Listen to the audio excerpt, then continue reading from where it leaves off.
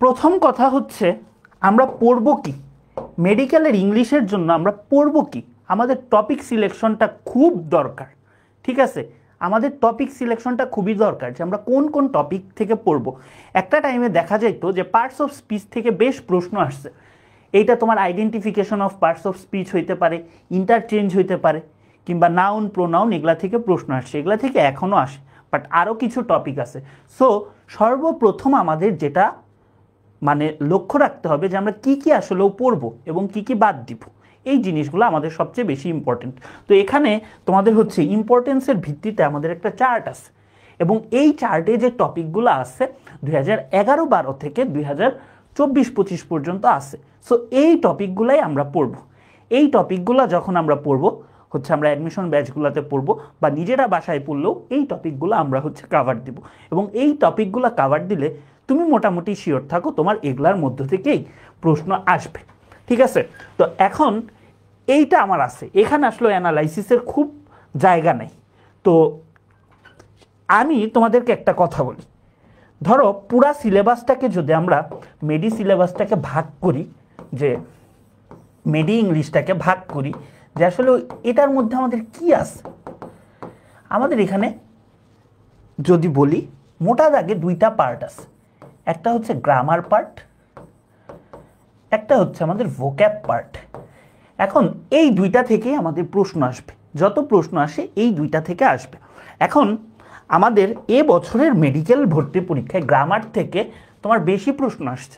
বেশি বলতে কয়টা বেশি, 15টা কোশ্চেনের মধ্যে 14টা কোশ্চেন তোমার হচ্ছে এই গ্রামার থেকে আসছে। জাস্ট একটা সিনোনিম অ্যান্টোনিম আসছে, এবং ওই সিনোনিমটা বিগত বছরের প্রশ্ন ছিল। সো এই জায়গায় কিন্তু তোমাদের একটা ইম্পর্টেন্ট কথা, যে ভাইয়া ভোক্যাব একটা দীর্ঘ সাগর, এটা তো পড়ে শেষ করতে পারবো না, কোথা থেকে পড়বো?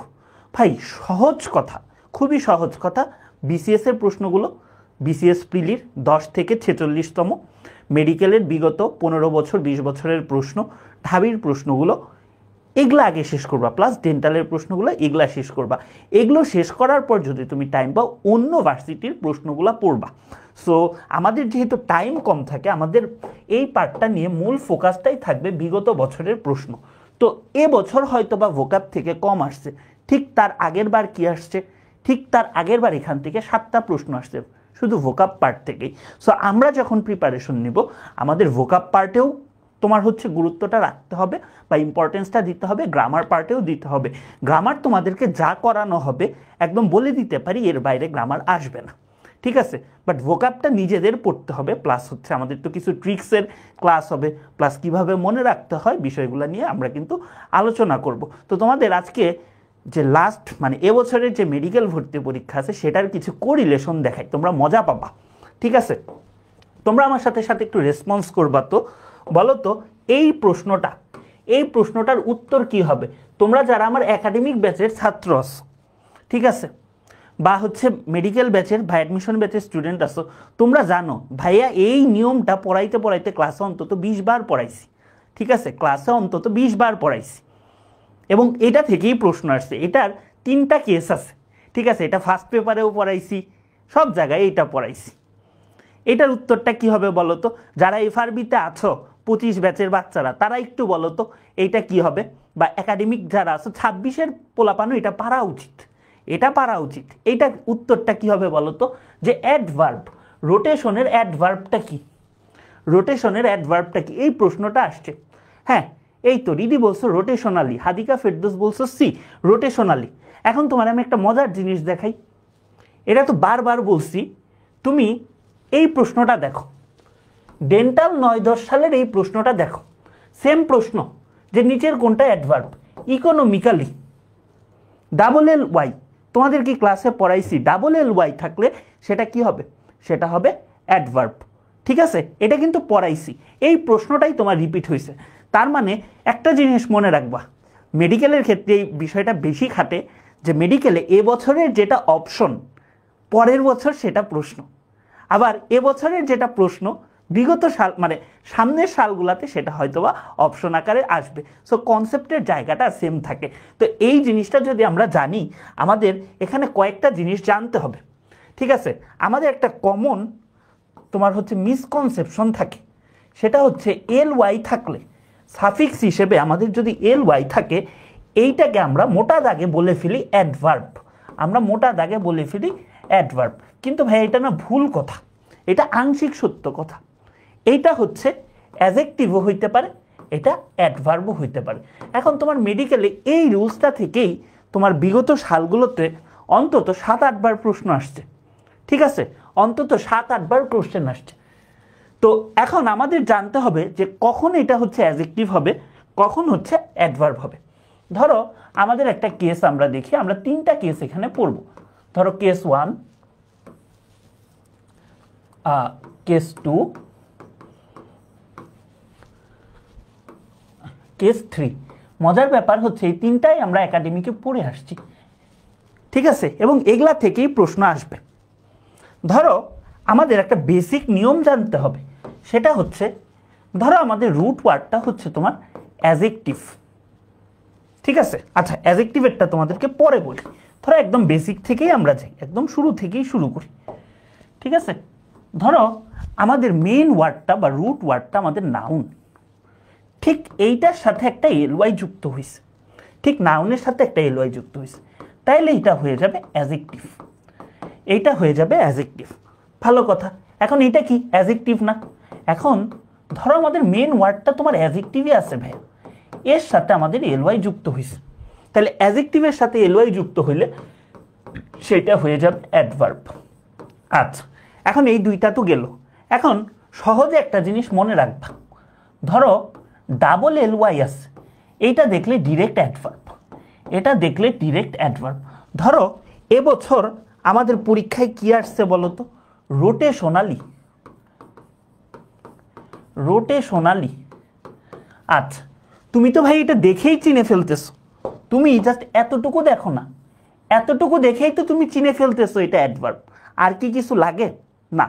তাও আমরা সেটার একটু প্রুফ করি যে কিভাবে এটা হইছে। ধরো এটা কিভাবে হইছে, রোটেশনাল প্লাস এলওয়াই। এখন রোটেশনাল মানে কি? কোনো একটা জিনিস ঘূর্ণায়মান অবস্থায় আছে। এখন আমরা কি জানি বলো তো? কোনো কিছুর দোষ, গুণ, অবস্থা, পরিমাপ, আকার, সংখ্যা, বর্ণ, এগুলা কি বলো তো? এগুলা হচ্ছে অ্যাডজেক্টিভ প্রকাশ, এগুলা অ্যাডজেক্টিভ প্রকাশ করে, তাহলে এটা একটা অ্যাডজেক্টিভ। আচ্ছা, এখন অ্যাডজেক্টিভের সাথে যদি এলওয়াই যুক্ত হয় সেটা আমার কি হয় বলো তো? এই যে অ্যাডজেক্টিভের সাথে যদি আমার এলওয়াই যুক্ত হয় তাহলে কিন্তু সেটা হয় অ্যাডভার্ব। এইরকম তোমার আরও কিছু ওয়ার্ড যেগুলো পরীক্ষায় আসার মতো, ধরো ইকোনমিক্যালি, এটা কিন্তু পরীক্ষায় আসছে, ইকোনমিক্যালি এটা হচ্ছে পরীক্ষায় আসছে। তারপরে আরেকটা আসার মতো হতে পারে বিউটিফুললি, বিউটিফুললি। এখন এই জিনিসটার সাথে আমাদের একটু রিলেট করতে হবে। ধরো এই দুইটা ওয়ার্ডের মধ্যে তোমরা কি পার্থক্য বলতে পারবা? ইকোনমিক আর হচ্ছে ইকোনমিক্যাল, এই দুইটার মধ্যে পার্থক্য কি বলতো? এই দুইটার মধ্যে পার্থক্য কি? আসো একটু ভোকাবুলারি আমরা দেখি, এই দুইটার মধ্যে পার্থক্য কি বলতো? এই দুইটার মধ্যে পার্থক্যটা কি হবে? তোমরা দুইটাই কিন্তু বলবা অর্থনীতি সম্পর্কিত, তাই না? আমি অনেক স্টুডেন্ট পাইছি অর্থনৈতিক সম্পর্কিত দুইটাই বলবা, বাট ইকোনমিক যেটা সেটা হচ্ছে তোমার অর্থনীতি সম্পর্কিত, অর্থনীতি সম্পর্কিত, ঠিক আছে, মানলাম। আর যেটা হচ্ছে ইকোনমিক্যাল, এটার মানে হচ্ছে মিতব্যয়, এটার মানে হচ্ছে মিতব্যয়। এখন ইকোনমিক্যাল হচ্ছে মিতব্যয়, এখান থেকে তোমার একটা সিনোনিম আসতে পারে ভাইয়া, এখান থেকে তোমার একটা সিনোনিম আসতে পারে, এইটা তোমার হইতে পারে ফ্রুগাল, সিনোনিম। আবার এটা হচ্ছে সিনোনিম। এখন বলতে পারো ভাইয়া এটার কমন একটা অ্যান্টোনিম বলেন, এটা হচ্ছে স্পেন্ডথ্রিফট, হচ্ছে অ্যান্টোনিম। তাইলে তুমি আমাকে বলো একটা কোয়েশ্চেন কিভাবে অ্যাপ্রোচ করতে হয়, বুঝছো? এটা তো জাস্ট গেল একটা ভোক্যাব পার্টটা, আসতেছিল কথার মাঝখানে তাই আমরা বললাম। সো তোমার এখান থেকেও প্রশ্ন চলে আসতে পারে, তোমার এখান থেকেও প্রশ্ন চলে আসতে পারে। এখন চলো আমরা আগেরটাতে ব্যাক করি। কেস 3 আমাদের শেষ। এখন আমাদের মেডিকেল একবার একটা প্রশ্ন আসছিল মাদারলি। এখন লাস্টে এলওয়াই দেখে তুমি তো ভাই বলে দিবা এটা কি, এটা অ্যাডভার্ব, কিন্তু তো ভাইয়া এটা তো অ্যাডভার্ব না। এটা কি অ্যাডভার্ব? এটা কিন্তু অ্যাডভার্ব না। ধরো মাদারলি শব্দটা কিভাবে গঠিত হয়েছে, মাদার প্লাস এল ওয়াই। এখন মাদার যে মা, মাটা কি বলো তো? নাম না। মাটা কি? নাম না, এটা কিন্তু নাম। তাইলে এটাকে আমরা বলতে পারি নাউন। তাইলে noun plus L Y, noun plus L Y যদি হয় সেটাকে আমরা কি বলবো? সেটাকে আমরা বলবো অ্যাডজেক্টিভ। সেটাকে আমরা বলবো অ্যাডজেক্টিভ। তাইলে তোমরা আমাকে বলো তো স্লোলি এইটা কি হবে? স্লোলি এইটা কি হবে? স্লোলিটা কি হবে বলো তো? স্লোলিটা কি হবে? আসো আমরা একটু ভাঙি। স্লো প্লাস এল ওয়াই, স্লোটা কি? কোনো কিছুর অবস্থা। ধীর, ধীর কি? কোনো কিছুর অবস্থা। তাইলে কোনো কিছুর যদি অবস্থা হয় তাহলে এটা কি? এটা হচ্ছে অ্যাডজেক্টিভ। তাহলে অ্যাডজেক্টিভের সাথে আমার এল ওয়াই যুক্ত হচ্ছে, তাইলে এটা আমার হচ্ছে অ্যাডভার্ব। এটা আমার হচ্ছে অ্যাডভার্ব। ঠিক আছে, বুঝছো? তাইলে একটা কোশ্চেন থেকে দেখো আমরা কত কিছু শিখে নিলাম, এগুলো আমাদের শেষ। ঠিক আছে, এই কোশ্চেনটার তাহলে আমাদের উত্তরটা কি হচ্ছে? রোটেশনালি। আমরা কিন্তু শিখে ফেললাম প্রত্যেকটা কোশ্চেন এভাবে অ্যানালাইসিস করে পড়তে হবে। প্রত্যেকটা কোশ্চেন তুমি যখন এরকম অ্যানালাইসিস সহকারে পড়বা, তোমার আরও 5টা 10টা কোশ্চেন এর উত্তর হচ্ছে শেখা হয়ে যাবে। আরও 5টা 10টা প্রশ্নের উত্তর শেখা হয়ে যাবে। এবং মজার ব্যাপার হচ্ছে এগুলা থেকে তোমাদের কমন পড়েও যাবে, এগুলা থেকে তোমাদের এইগুলাই আসবে, এগুলার বাইরে আসলে আসার সুযোগ খুব কম।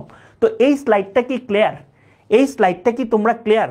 বুঝতে পারছো এই স্লাইডটা? বলো তো এই স্লাইডটা কি তোমরা ক্লিয়ার? সো এইটা মেডিকেলে আসা প্রশ্ন, মাদারলি। এইটা মেডিকেলে আসা প্রশ্ন। কে বলতে পারে তোমার বেলায় এটা চলে আসবে? ঠিক আছে, বুঝছি? এ পর্যন্ত বুঝতে পারছি? Adverb adverb adverb. ওকে, চলো আমরা হচ্ছে সামনে আগাই। দেখো তো এইটা বলো তো, এইটাও মেডিকেলে আসা প্রশ্ন। এইটা কি হবে বলো? এইটা কি হবে? Shortly, the flight is living shortly. এখানে শর্টলি মানে হচ্ছে শীঘ্রই। আমাদেরকে পড়াইছেন একাডেমিক ব্যাচে, এগুলো সব ব্যাচে পড়াইছি। ঠিক আছে, এইটা কি হবে বলো তো? হ্যাঁ, 26 ব্যাচেও এগুলো পড়াইছি। আমি এভাবেই পড়াই, যখন যেটা পড়াবো একাডেমিক অ্যাডমিশন বলে কিছু না, কম্প্যাক্ট ওয়েতে সব কিছু শেষ হয়ে যাবে। বি বি বি, তুমি কিন্তু পারতেছো ভাইয়া, তুমি কিন্তু পারতেছো যে শর্টলিটা কি? অ্যাডভার্ব। কারণ কি? শর্টলিটা কিভাবে গঠিত হয়েছে বলো তো? শর্টলিটা কিন্তু গঠিত হয়েছে শর্ট প্লাস এল ওয়াই দিয়ে। তাহলে এই শর্টটা কি বলো তো? শর্টটা হচ্ছে অ্যাডজেক্টিভ এবং এর সাথে আমার কি যুক্ত হয়েছে? L Y. তাহলে এইটা হবে হচ্ছে আমার অ্যাডভার্ব। এইটা হবে অ্যাডভার্ব। এই কোশ্চেনটাকে আমরা আরও বিভিন্নভাবে চিন্তা করতে পারি।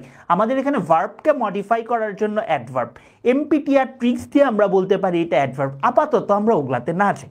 ঠিক আছে, যতটুকু দরকার কোশ্চেন অতটুকু সলভ করি। এটার থেকে আমরা আরও গভীরে চলে যেতে পারি। গভীরে যাব কি না বলো? এটাকে আরও কয়েকটা অ্যাপ্রোচে সলভ করবা কি না তোমরা বলো তো? তোমরা কি চাও যে আমি আরও কয়েকটা ট্রিক্স দেখাই এই রিলেটেড? বলো তো। আজকে আমার লাইফটা মোবাইলে আসতেছে না। হ্যাঁ, শর্টলি।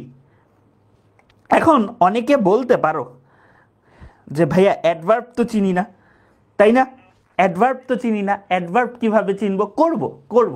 চলো আমরা হচ্ছে অ্যাডভার্ব কিভাবে চিনবো সেটা আসো আমরা একটু দেখি। হ্যাঁ, খুব মজার ব্যাপার। অ্যাডভার্বের আমাদের কিছু বেসিক জানতে হবে। অ্যাডভার্ব, ঠিক আছে, অ্যাডভার্বের বেশ কিছু বেসিক জানতে হবে।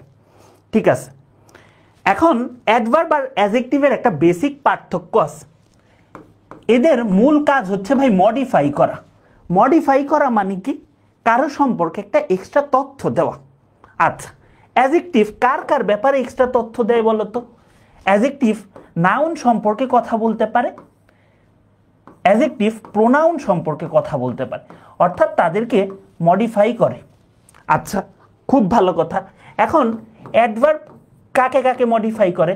অ্যাডভার্ব করে হচ্ছে এই দুইটা ছাড়া, নাউন প্রোনাউন ছাড়া যারা আছে ইভেন সেন্টেন্সকেও তারা হচ্ছে মডিফাই করতে পারে, বাট ওইটা তার মূল কাজ না। তার মূল কাজ হচ্ছে তিনটা জিনিসকে মডিফাই করা। একটা হচ্ছে অ্যাডভার্ব অ্যাডজেক্টিভকে মডিফাই করতে পারে, অ্যাডভার্ব ভার্বকে মডিফাই করতে পারে, অ্যাডভার্ব নিজেকে মডিফাই করতে পারে। এখন তুমি বলতে পারো ভাই এত মডিফাই টডিফাই বুঝি না, আপনি ট্রিক্স বলেন, ট্রিক্স দিয়ে বোঝান, মডিফাই তো বুঝি না, কিভাবে মডিফাই হয় আমরা বুঝি না, তো ট্রিক্স দিয়ে বোঝান যে ভাই কিভাবে হচ্ছে মডিফাই হয়, বা কিভাবে আমি অ্যাডভার্ব আরও সহজে চিনতে পারি। সহজে মনে রাখার জন্য তোমরা এই জিনিসটা মাথায় রাখবা, MPTR অ্যাডভার্ব চেনার উপায়।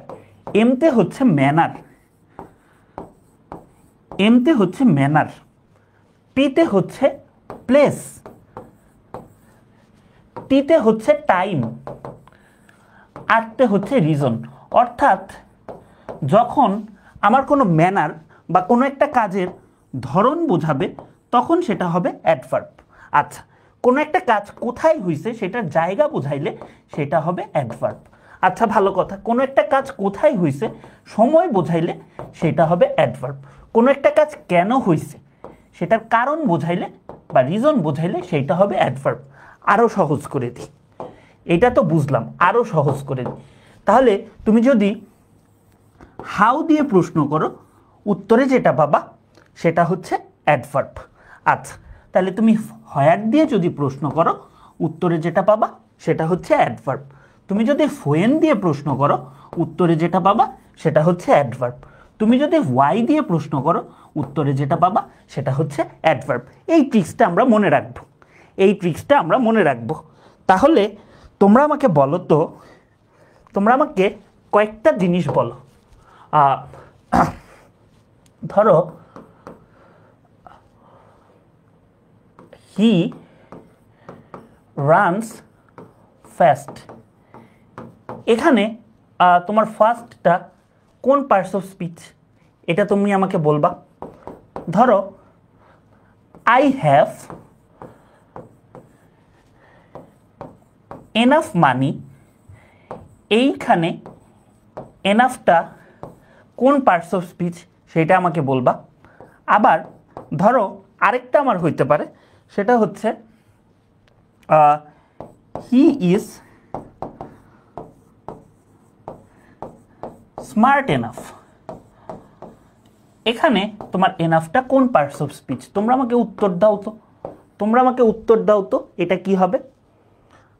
ঠিক আছে, আরে তোফায়েল হুজুরকে দেখা যাচ্ছে, আসসালামু আলাইকুম হুজুর, কি অবস্থা আপনার। আচ্ছা, একজন বলছো ফার্স্ট হচ্ছে অ্যাডভার্ব। ভাই ফার্স্ট অ্যাডভার্ব ভাই এটা আমি সবাই বুঝতে পারে, তোমার আর তাদের মধ্যে পার্থক্যটা কি তুমি যাচাই বাছাই করে বুঝতে পারো সেটা অ্যাডভার্ব। আমি কয়েকটা ওয়ে দেখাবো। রানসটা এখানে কি ভার্ব, রানসটা এখানে ভার্ব। এখন ভার্বকে কে মডিফাই করতে পারে, ভার্বকে কে মডিফাই করতে পারে, অ্যাডভার্ব। তাহলে এইভাবে আমি বলতে পারি এটা হইতে পারে অ্যাডভার্ব, বুঝছো। আবার যদি বলি সে কিভাবে দৌড়ায়, তার দৌড়ানোর ধরনটা কি, তার দৌড়ানোর ধরনটা কি, তার দৌড়ানোর ধরনটা কি, ম্যানারটা কি, তাহলে সেটা হবে আমার অ্যাডভার্ব। আচ্ছা ভাই আরও বুঝতেছি না, ভাই সে কেমনে দৌড়ায়, হাউ দিয়ে প্রশ্ন করলে উত্তরে যেটা পাবো সেটা হচ্ছে অ্যাডভার্ব। এই তিনটা ওয়েতে, থ্রি প্যাথওয়ে, ঠিক আছে, এই তিনটা ওয়েতে আমরা বুঝতেছি সে হচ্ছে অ্যাডভার্ব। ফার্স্টটা কি অ্যাডভার্ব, বুঝছো, বুঝছো, ফার্স্টটা যে অ্যাডভার্ব আমরা তিনটা ওয়েতে বুঝতেছি। এখন হ্যাঁ, দুই নাম্বারটা কি হবে, দুই নাম্বারটা আমরা খেয়াল করি, দুই নাম্বারটা আমরা হচ্ছে খেয়াল করি, সেটা হচ্ছে আচ্ছা মানিটা কি এখানে, মানিটা এখানে নাউন, মানিটা এখানে নাউন। নাউন সম্পর্কে এক্সট্রা ইনফরমেশন কে দেয়, নাউনকে কে মডিফাই করে, অ্যাডজেক্টিভ।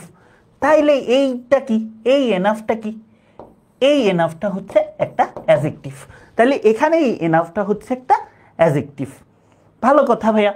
তারপর ধরো হি ইজ স্মার্ট এনাফ, এখানে স্মার্টটা কি, স্মার্টটা একটা অ্যাডজেক্টিভ, অ্যাডজেক্টিভকে কে মডিফাই করতে পারে? অ্যাডজেক্টিভকে মডিফাই কিন্তু একমাত্র অ্যাডভার্বই করতে পারে। তাহলে এখানে এনাফটা কি? এনাফটা একটা অ্যাডভার্ব, এনাফটা একটা অ্যাডভার্ব। বুঝতে পারছি? তিনটা জিনিসকে আমরা ক্লিয়ার। তাইলে তুমি আমাকে একটা কথা বলো, আমরা জাস্ট দেখছিলাম লাস্টে এল এল ওয়াই যদি থাকে তাহলে সেটা কি হয়? অ্যাডভার্ব।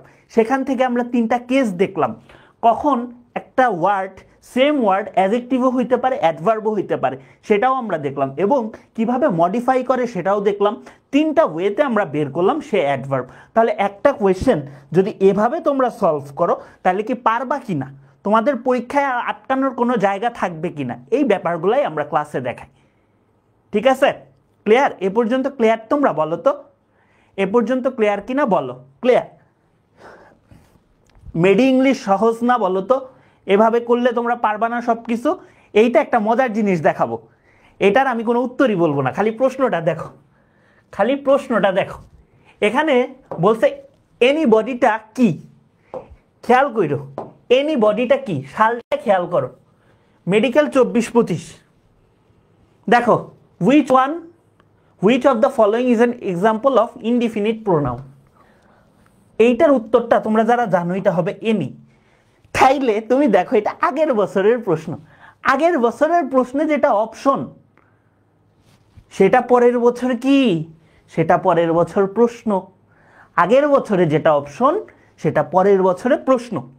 এবং এটা ক্লাসে পড়ানোর সময় যদি 24 ব্যাচের স্টুডেন্টরা থাকো, আমি কিন্তু লাস্ট পর্যন্ত বলে দিচ্ছি, আমার কেন জানি মনে হচ্ছে প্রোনাউন থেকে প্রশ্ন আসলে একটা প্রশ্নই আসবে, সেটা হচ্ছে 8 ধরনের যে প্রোনাউন, সেই 8 ধরনের প্রোনাউন থেকে একটা প্রশ্ন আসবে, একটা এক্সাম্পল দিয়ে বলবে যে ওইটা কি। এবং আরেকটা প্রোনাউন কিন্তু আমি শিখিয়ে দিয়েছিলাম, যেটা হচ্ছে ইট হচ্ছে ইমপার্সোনাল প্রোনাউন। ঠিক আছে? তাহলে এই 9টা প্রোনাউন আমাদের জানতে হবে। তাইলে এই প্রশ্নটা যেহেতু তোমার বারবার আসছে, তোমার কাজ কি বলতো? তোমার কাজ হচ্ছে এই জিনিসগুলা পড়া। গঠনগত দিক থেকে আমাদের প্রোনাউন কয় প্রকার? 8 প্রকার। একটা হচ্ছে আমাদের পার্সোনাল প্রোনাউন। কিভাবে মনে রাখবো? পার্সোনাল মানে ব্যক্তিগত। তাহলে যে প্রোনাউনগুলো দিয়ে ব্যক্তিগত জিনিসপত্র বোঝাবে, আই, দও, এখানে দ মানে হচ্ছে তুই। ঠিক আছে? ওল্ড লিটারেচারে ইউজ করা হইতো। তারপরে ইউ, সি, দে, এগুলা। এখন এরপরে আমাদের একটা আছে হচ্ছে রিফ্লেক্সিভ প্রোনাউন। ভাই রিফ্লেক্সিভ মানে কি? রিফ্লেক্সিভ মানে হচ্ছে আত্মবাচক। আত্ম মানে কি? নিজ, সেলফ। তাহলে প্রত্যেকটা শেষে সেলফ থাকবে, প্রত্যেকটা শেষে সেলফ থাকবে, এভাবে মনে রাখবো আমরা। ঠিক আছে? তারপরে হচ্ছে ডেমনস্ট্রেটিভ। ডেমনস্ট্রেটিভ মানে হচ্ছে প্রদর্শনকারী। ডেমনস্ট্রেটিভ মানে হচ্ছে প্রদর্শনকারী। এখন কোনো কিছু প্রদর্শন করা মানে কি? কোনো কিছু দেখানো। দিস ইজ এ পেন, এইটা একটা কলম। ঠিক আছে? তার মানে কি? এইটা একটা কলম, এটা আমি দেখাচ্ছি, এটা আমি প্রদর্শন করতেছি, তাই না? তাহলে দিস, দ্যাট, দোজ, দিস, এগুলা কি বলতো? এগুলা হচ্ছে আমার ডেমনস্ট্রেটিভ প্রোনাউন। ঠিক আছে? এখন ইন্টারোগেটিভ প্রোনাউন আর হচ্ছে রিলেটিভ প্রোনাউন, এই দুইটা দেখো। সব WH ওয়ার্ডগুলা তোমার কিন্তু মোরলেস ইন্টারোগেটিভ হিসেবেও ব্যবহৃত হইতে পারে, রিলেটিভ প্রোনাউন হিসেবেও ব্যবহৃত হইতে পারে। এখানেই আমাদের বেসিকটা দরকার, যে ভাইয়া এই দুইটার মধ্যে আমাদের পার্থক্যটা কি। দুইটা জিনিস তোমাকে আমি বলবো, তোমরা আমাকে উত্তর দিবা। হু আর ইউ, তারপর হচ্ছে it, is, I, who am, to, blame. ভাইয়া এই দুইটাই হচ্ছে প্রোনাউন। এই হুটা কোন ধরনের প্রোনাউন, এই হুটা কোন ধরনের প্রোনাউন, তোমরা আমাকে বলো তো। এই দুইটা আমার হচ্ছে কোন ধরনের প্রোনাউন? না, ওইটা দোজ লেখা, দিস, দোজ দুইটাই হবে, বানান ভুল না। মোহাম্মদ আলম, তো বলো তো এইটা কি হবে? এইটা আমার কি হবে বলো তো? আগের পেজটা দেন একটু, দিলাম। এইটা কি হবে? কোনটা ইন্টারোগেটিভ হবে, কোনটা রিলেটিভ হবে? এখানে খুব সুন্দর কিছু নিয়ম আছে, দেখো। আচ্ছা, রিলেটিভ মানে কি? রিলেটিভ মানে কি? আত্মীয়। আত্মীয় মানে কি? যাদের সাথে আমাদের রিলেশন আছে, সম্পর্ক আছে, রাইট? আচ্ছা, হুটা কই বসছে? বাক্যের মাঝখানে বসছে, বসে এই পাশের অংশটুকু এবং এই পাশের অংশটুকুর মধ্যে একটা যৌক্তিক সম্পর্ক গড়ে তুলছে। যেহেতু একটা যৌক্তিক সম্পর্ক গড়ে তুলছে, সেইটু এইটাকে আমরা বলবো রিলেটিভ প্রোনাউন। এটাকে আমরা বলবো রিলেটিভ প্রোনাউন। ঠিক আছে ভাইয়া, মানলাম রিলেটিভ প্রোনাউন। আর আমার প্রশ্ন করতে যে প্রোনাউনগুলা ব্যবহৃত হয় সেগুলাকে আমরা কি বলবো বলো তো? সেগুলাকে আমরা বলবো ইন্টারোগেটিভ প্রোনাউন। Interrogative pronoun. ঠিক আছে, আচ্ছা বুঝলাম ভাই, এইটা তো ইন্টারোগেটিভ প্রোনাউন আর এইটা রিলেটিভ প্রোনাউন। এবং এই যে রিলেটিভ প্রোনাউনটা ভাইয়া আসে, এখান থেকে আমার একটা প্রশ্ন আসে, রেগুলার প্রশ্ন আসে, এবং এবার ঢাবিতে এখান থেকে প্রশ্ন আসছে। ধরো এই প্রশ্নটাই তোমার এভাবে আসবে, ধরো ঢাবিতে তোমার এইভাবে আসছে, আমার এক্সাক্ট সেন্টেন্সটা মনে নাই, একটা পেজ নিয়ে যাই। ইট ইজ, ধরো একটু চেঞ্জ করে দিই, it is you who to blame. এখন তোমরা আমাকে বলো তো, এখানে ইজ, আর, ওয়াজ, নান, এইটা কি হবে বলো তো? এইটার উত্তরটা কি হবে বলো তো? এইটা কি হবে? হ্যাঁ, ইন্টারোগেটিভ রিলেটিভ। এইটা কি হবে? এইটা কিন্তু পরীক্ষায় আসা কোশ্চেন, এটা কিন্তু পরীক্ষায় আসা কোশ্চেন। এইটা কি হবে বলো তো? আচ্ছা, এইটা বোঝার আগে তোমার কিন্তু বুঝতে হবে ভাইয়া হুটা কি। বাক্যের এই পাশের অংশ, এই পাশের ক্লজ, এই পাশের ক্লজ, দুইটা ক্লজের মধ্যে রিলেশন তৈরি করছে, সম্পর্ক তৈরি করছে। তাহলে এইটাকে কিন্তু আমরা বলবো রিলেটিভ প্রোনাউন। Relative pronoun. আচ্ছা, রিলেটিভ প্রোনাউন ভাইয়া বলতেছে, এখন আমাদের রাইট ফ্রম অফ ভার্ব অনুসারে বা সাবজেক্ট ভার্ব এগ্রিমেন্ট অনুসারে এখানকার আমাদের ভার্বটা কোন সাবজেক্টের সাথে এগ্রি করবে, এইটাই তো প্রশ্ন, তাই না? আচ্ছা, তো আমাদের এই রিলেটিভ প্রোনাউনের ঠিক আগে যে থাকে তাকে আমরা বলি পূর্বপদ। কারণ কি? কার আগে আছে ভাই? রিলেটিভ প্রোনাউনের আগে আছে, তাই এইটাকে আমরা বলি পূর্বপদ। এখন এইটাকেই ইংলিশে একটু সুন্দর করে একটা নাম দিছে, নাম হচ্ছে অ্যান্টিসিডেন্ট। এর জন্য বলে যে রিলেটিভ প্রোনাউনের যুক্ত কোনো সেন্টেন্সের ভার্বটা হয় অ্যান্টিসিডেন্ট অনুসারে। তোমার এত কিছু বোঝা লাগবে না, তুমি জাস্ট বুঝবা এর আগে কে আছে। এর আগে ইউ আছে, তাহলে আমার ভার্বটা কার সাথে এগ্রি করবে?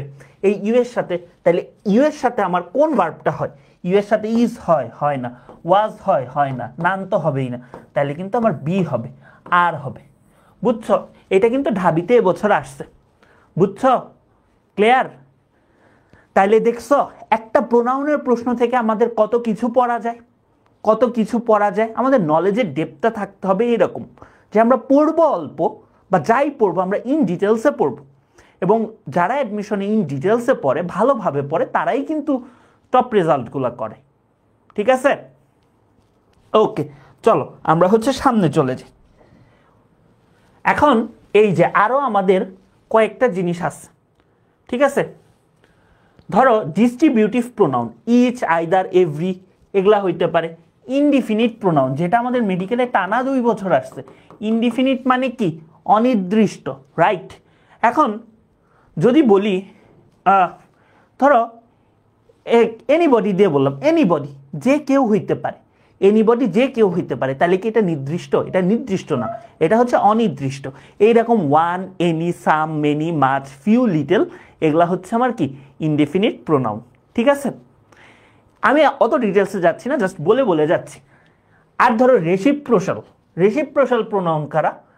ইচ আদার, ওয়ান আনাদার, এদের কিন্তু ব্যবহার আছে। আবার ফিউ, লিটল, এগুলারও কিন্তু ব্যবহার আছে। ঠিক আছে, এগুলার ব্যবহারগুলো আমাদের পরীক্ষায় আসে। এছাড়াও আমাদের আরেকটা প্রোনাউন আছে যেটা হচ্ছে ইমপার্সোনাল প্রোনাউন, এবং এটার একটাই উদাহরণ আছে, এটা হচ্ছে ইট। বুঝছো? কোয়েশ্চেন সলভিং ট্রিক্সগুলো বুঝছো? যে আমাদের কোয়েশ্চেনগুলো আসলে কিভাবে সলভ করতে হবে, এটা কি বুঝতে পারছো? বলো তো, এই পর্যন্ত তোমাদের কাছে ক্লিয়ার কিনা? আমি একটু মোবাইলটা হাতে নেই, বলো তো এই পর্যন্ত তোমাদের কাছে ক্লিয়ার কিনা? আচ্ছা, হোপফুলি এই পর্যন্ত তোমাদের কাছে ক্লিয়ার। দেখো, বাঙালিস আর ইন্টেলিজেন্ট, এইটা ম্যাক্সিমাম স্টুডেন্ট বলবে এটা আর্টিকেলের প্রশ্ন। হ্যাঁ, এটা আর্টিকেলেরই প্রশ্ন, বাট এইটাকে কিন্তু আমরা রাইট ফর্ম অফ ভার্বেও পড়াইছি, ঠিক আছে, সাবজেক্ট ভার্ব এগ্রিমেন্টেও পড়াইছি। তুমি জাস্ট একটা জিনিস খেয়াল করো ভাইয়া, তুমি জাস্ট একটা জিনিস খেয়াল করো, সালটা খেয়াল করো। মেডিকেল 5-6 সালে একটা প্রশ্ন আসছে, the virtues dash always happy. এবার কি আসলো বলো তো, এইটারে একটু ঘুরাই দিল, এইটারে ঘুরাই দিয়ে এখানে গ্যাপ দিল, দিয়ে বাকি সেন্টেন্সটুকু লিখলো, তাই না? তাই হয়েছে না বলো তো? তাই কিন্তু হয়েছে। The Bengalis are intelligent. বুঝতে পারছো প্রশ্নর কো রিলেশনগুলো? বুঝতে পারছো? এরকম কো রিলেশন করে তো পড়তে হবে, খালি পড়লেই হবে না। হ্যাঁ, স্লাইড দিয়ে দিব, স্লাইড আমি বাসায় নিয়ে যাব না, ঠিক আছে? তো এটা কিন্তু আমার বুঝতে হবে। তো এইটার আমার থিওরিটা কি, ধরো কিছু আমাদের অ্যাডজেক্টিভ আছে, পোর হইতে পারে, রিচ হইতে পারে, পায়াস হইতে পারে, স্ট্রং হইতে পারে, ঠিক আছে, যাদের আগে যদি আমরা দা বসাই, এটা একটা শ্রেণীকে বোঝায়। এখন একটা শ্রেণী, এটা কি প্লুরাল নাম্বার না? তাহলে আমাদের সাবজেক্টটা যদি প্লুরাল হয়, আমাদের ভার্বটা কি হবে? আমাদের ভার্বটা কিন্তু প্লুরাল হবে। তাহলে যখন আমি এখানে বলতেছি, তুমি একটা জিনিস খেয়াল করো না, আর আছে ভাই, আর মানে তো আমার কি ভার্বটা প্লুরাল, ভার্বটা প্লুরাল থাকলে আমাদের কি হবে? সাবজেক্টটাও প্লুরাল হবে। এখন বাঙালির সাবজেক্টটা আমি কিভাবে একটা শ্রেণীতে আনতে পারবো? দা বসাইলেই তো পারবো। তাহলে এখানে কি হবে? The Bengalis are intelligent, the Bengalis are intelligent. তাহলে এখানে আসলে উত্তরগুলো লেখা, ধরো এগুলা নাই, ধরো এগুলা নাই, ধরো দ্য রিচ, ঠিক আছে, দ্য রিচ, এইটা কি গরিবের শ্রেণীকে বোঝাইছে, এটা শ্রেণীকে বোঝাইছে। যেহেতু এটা শ্রেণীকে বোঝাচ্ছে, সেহেতু এটা কি প্লুরাল সাবজেক্ট। আচ্ছা, প্লুরাল সাবজেক্ট যদি হয় ভাইয়া, আমাদের ভার্বটা কি হবে? ভার্বটা হবে হচ্ছে প্লুরাল ভার্ব, ভার্বটা হবে প্লুরাল। তাইলে এইটা আমাদের কি হবে? আর, ঠিক আছে, এইটা আমাদের হবে আর। তাইলে একটা জিনিস বুঝছো, যেটা গত বছরের অপশন সেটা এবছরের প্রশ্ন। মেডিকেলে এই জিনিসটা অনেক হয়, অন্তত ইংলিশের ক্ষেত্রে আমি বলতে পারি 50%-এর কোয়েশ্চেন এরকম হয়। তুমি যদি ঠিকভাবে অ্যানালাইসিস করো তাহলে কিন্তু কমন পেয়ে যাবা। বুঝতে পারছো? এ পর্যন্ত ক্লিয়ার তোমাদের? বলো তো কোনো প্রবলেম আছে কিনা, বলো তো কোনো প্রবলেম আছে কিনা এই পর্যন্ত? এইটার উত্তর দাও তো কি হবে, এইটার উত্তর দাও তো কি হবে? মেডিকেল 5-6 সালে, তখন মনে হয় তোমরা অনেক ছোট, তাই না? তখন হচ্ছে তোমাদের জন্ম মাত্র হয়েছে। হ্যাঁ, এটা কিন্তু আর হবে, দ্য ভার্চুস আর, এটা কিন্তু আর হবে, ঠিক আছে? আচ্ছা, ঠিক আছে, চলো আমরা হচ্ছে সামনে যাই। এইটা এবছরের এফআরবি স্টুডেন্টরা উত্তর দিবা। এবার কিন্তু এফআরবিতে লাস্টের রুলটা ছিল এইটা, তাই না? বলো তো এইটার উত্তরটা কি হবে?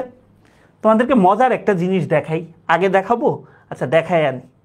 এই প্রশ্নটা দেখো, আর এই যে ঢাবি সি ইউনিটের প্রশ্নটা দেখো 21-22 সালের, সেম প্রশ্ন, সেম রুলস, সেম জিনিস রিপিট হয়েছে, জাস্ট একটু চেঞ্জ করে দিছে, ঠিক আছে? সি সি সি সি, সবাই সি সি সি সি বলতেছো। আচ্ছা, ঠিক আছে, এটা কিন্তু সি হবে। কারণ কি আসো আমরা দেখি।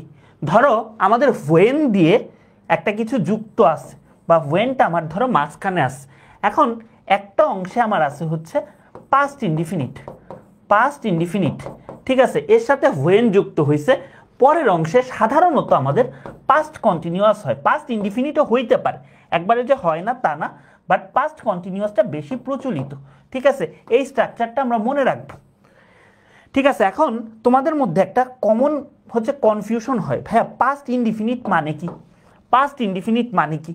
ধরো একটা জিনিস মনে রাখবা, শুধু যদি V2 হয়, এটা হচ্ছে ভার্বের পাস্ট ফর্ম, এটা হচ্ছে আমার পাস্ট ইনডিফিনিট, এটা হচ্ছে আমার পাস্ট ইনডিফিনিট। এটার সাথে আমাদের কিন্তু টেন্স আইডেন্টিফিকেশন থেকে সম্ভবত 20 সালে বা 19 সালে আমার কয়টা চলে আসছিল প্রশ্ন? 5টা। শুধু V2 থাকলে সেটা হচ্ছে পাস্ট ইনডিফিনিট। এখন আরেকটা থাকতে পারে হ্যাভ অথবা আমাদের হ্যাজ, আমাদের হ্যাভ অথবা হ্যাজ প্লাস V3 ভার্বের পাস্ট পার্টিসিপল ফর্ম। তাইলে এইটা যদি থাকে তাইলে আমার এটা হবে হচ্ছে প্রেজেন্ট পারফেক্ট, আমার এইটা হবে হচ্ছে প্রেজেন্ট পারফেক্ট। এখন এইটার সাথে তোমরা আবার হচ্ছে গোলমিল করে ফেলো, had plus V3, had plus V3 যদি হয় তাইলে সেটা হবে পাস্ট পারফেক্ট, সেটা হবে পাস্ট পারফেক্ট, ঠিক আছে, এই তিনটা জিনিস মাথায় রাখো, এই তিনটা জিনিস মাথায় রাখো, ঠিক আছে, এই তিনটা জিনিস মাথায় রাখো, এটা খুব কাজে লাগবে টেন্স আইডেন্টিফিকেশনে, এগুলা কমন মিস্টেকস স্টুডেন্টসদের।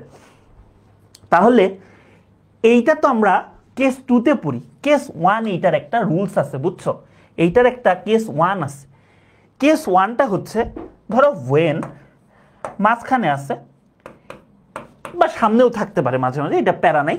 ধরো এই পাশে আমার প্রেজেন্ট আছে, এটা অনেক বইগুলোতে নাও থাকতে পারে, এটা একটু দেখে নাও, বা ফিউচার আছে। তাহলে প্রেজেন্ট অথবা ফিউচার যদি এই পাশে থাকে, এই পাশেও আমাদের কি হবে বলো তো, এই পাশেও আমাদের প্রেজেন্ট অথবা ফিউচার হবে।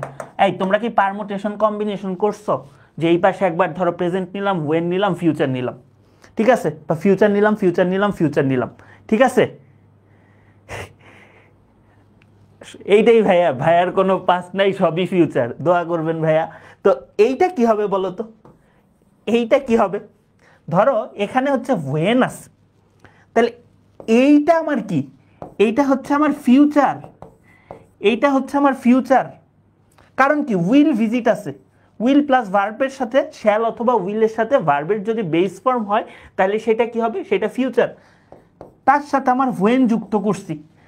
তাহলে এই পাশে আমার কি হবে বলো তো, এই পাশে আমার কি হবে, এই পাশে আমার দুইটা জিনিস হইতে পারে, এক আমার এই পাশে প্রেজেন্টও হইতে পারে, আবার এই পাশে আমার ফিউচারও হইতে পারে।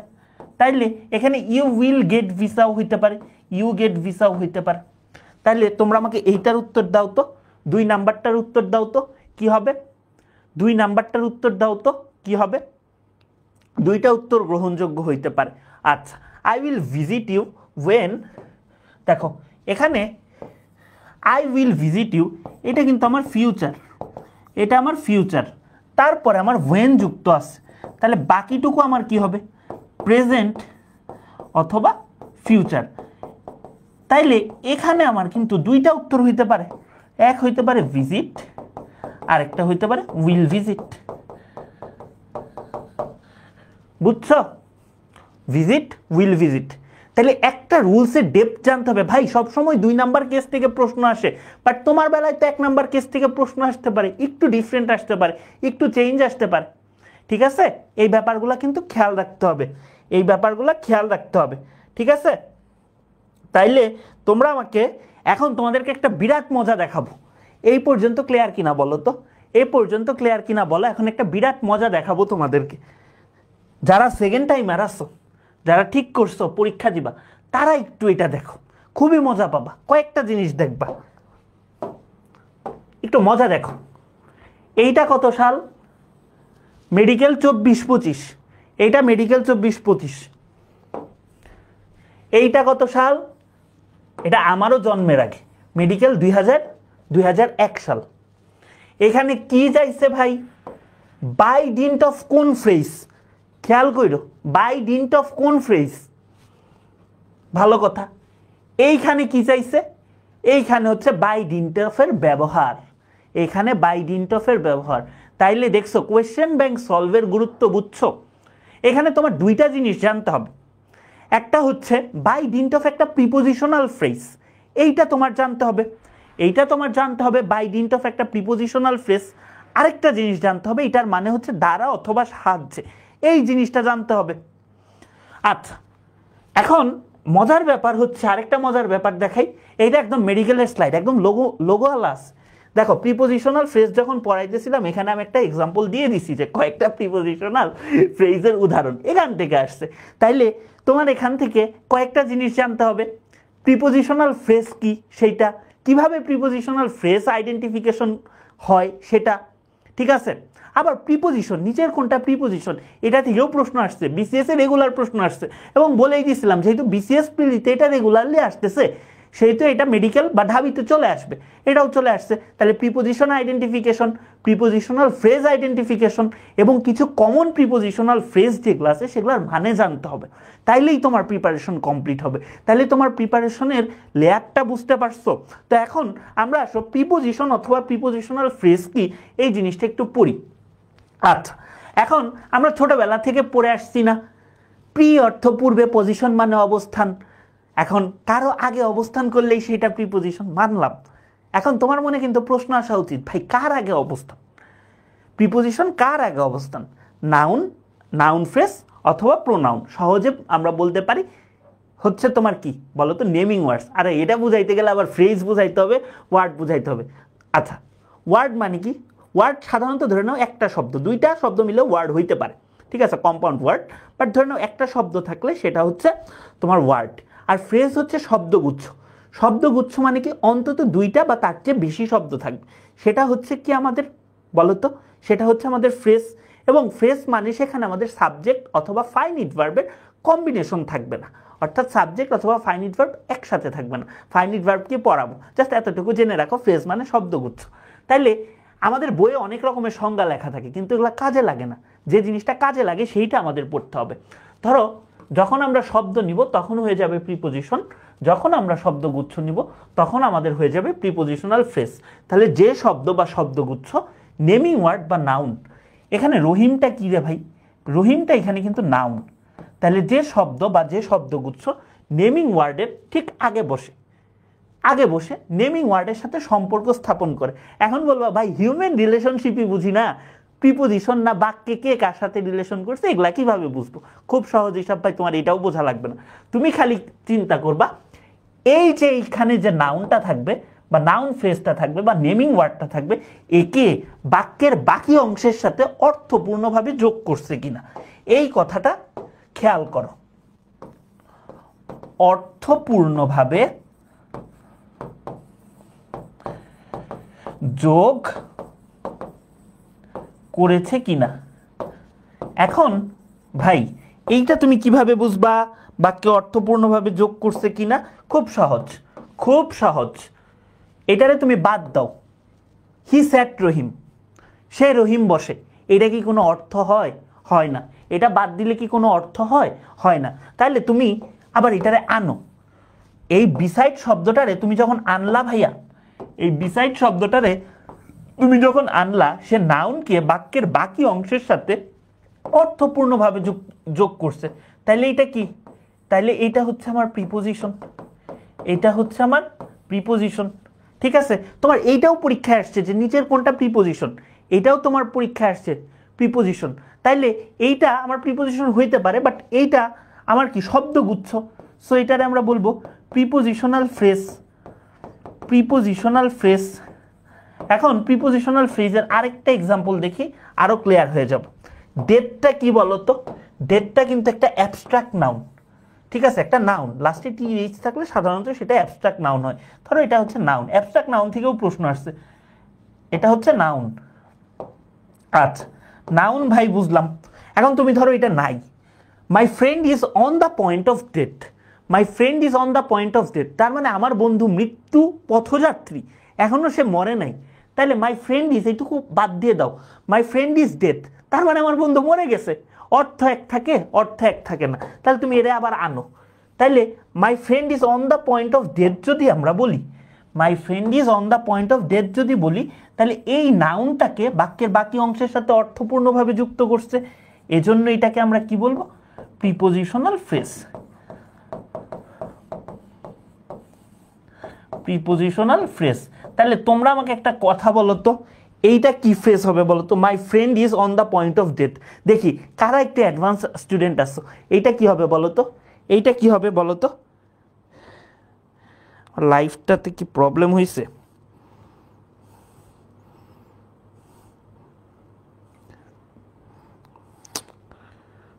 এইটা কি হবে বলো তো? এইটা কোন ফ্রেজ হবে বলো তো? এটা তোমাদের কাছে প্রশ্ন, এটা তোমাদের কাছে আমি প্রশ্ন রেখে গেলাম, ঠিক আছে? এটা তোমাদের কাছে প্রশ্ন, দেখবো এটা কে সঠিক উত্তরটা দিতে পারো। নাউন ফ্রেজ না, প্রিপোজিশনাল ফ্রেজও না, এটা অন্য একটা ফ্রেজ। দেখি তোমরা কে পারো, এটা তোমরা কে পারো আমি দেখব। একটু আমি তোমাদের উত্তরগুলা দেখি। হ্যাঁ,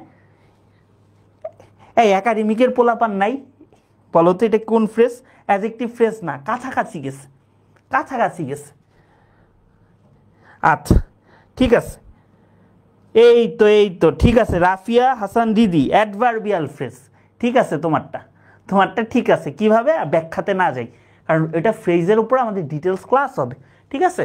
আচ্ছা, এখন মজার একটা জিনিস দেখো, সাল দেখি আমরা, হ্যাঁ আমরা একটু সাল দেখি। এটা কত? মেডিকেল 24-25, এটা আমাদের মেডিকেল 24-25। এখন এইখানে আমাদের এটা সম্ভবত ডেন্টালে আসছিল মেডিকেল তোলা, এখানে আমার একটা কনজাংশনের ব্যবহার চাইছে, ইলেটিভ কনজাংশন। এইটা আমার একটা ব্যবহার চাইছে যে হচ্ছে ইলেটিভ কনজাংশন। এটা আমাদের মেডিকেল বুস্টার উইকের ক্লাস, ঠিক আছে, মেডিকেলের জন্য কিভাবে পড়বা সেইটা। তাহলে কনজাংশন আমরা পড়িই না, এই চার্ট পড়া তো মানে কি দূরের কথা, তাই না, লেট অ্যালোন দিস চার্ট।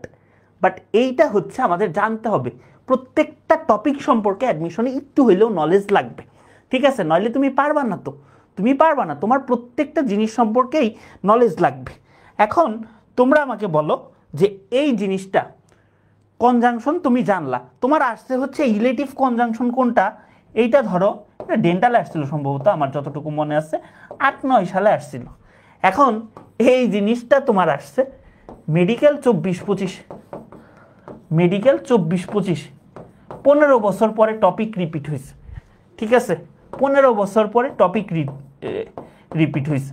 এখন বলবা ভাই এটা তো বাংলা অর্থ দেখেই বলতে পারি, হ্যাঁ ভাই বাংলা অর্থ দেখেই তুমি অনেক কিছু বলতে পারো, বাট তোমার তো প্রশ্নের উৎসগুলা জানতে হবে, তাই না।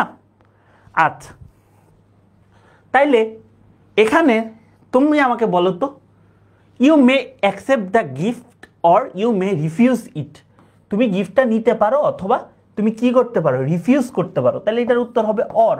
তাহলে অরটা তোমার কোন ধরনের কনজাংশন, অল্টারনেটিভ কনজাংশন। তাহলে তোমার বেলায় প্রশ্ন চলে আসতে পারে or is an example of alternative conjunction, ঠিক আছে, বুঝছি, আমরা কি বুঝতে পারছি এ পর্যন্ত? বলো তো, বলো তো আমরা বুঝছি কিনা।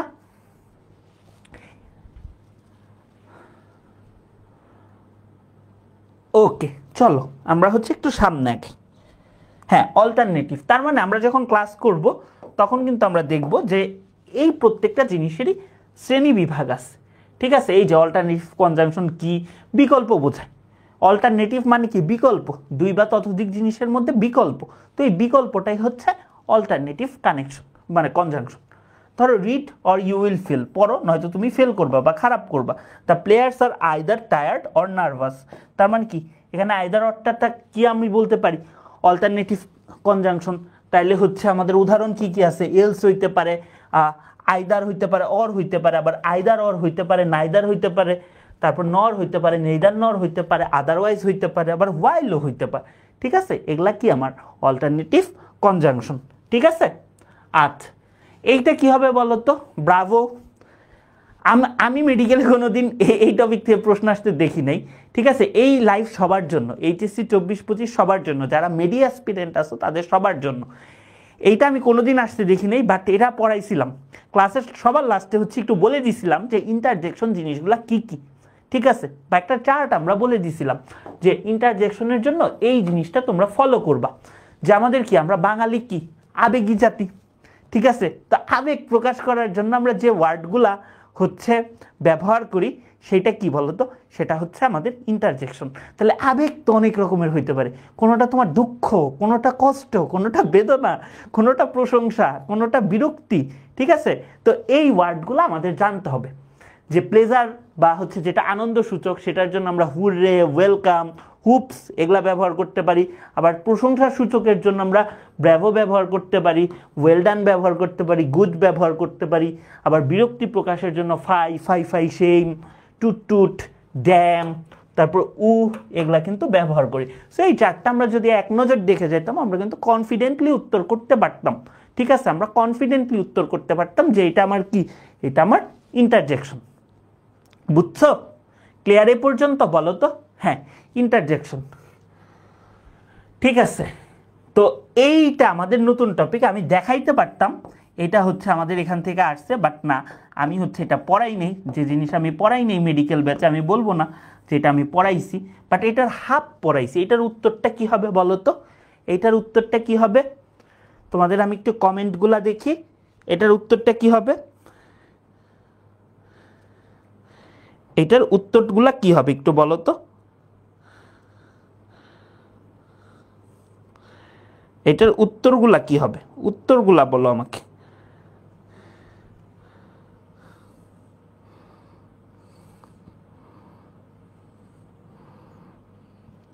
আচ্ছা, না, এইখানে একটা জিনিস আছে।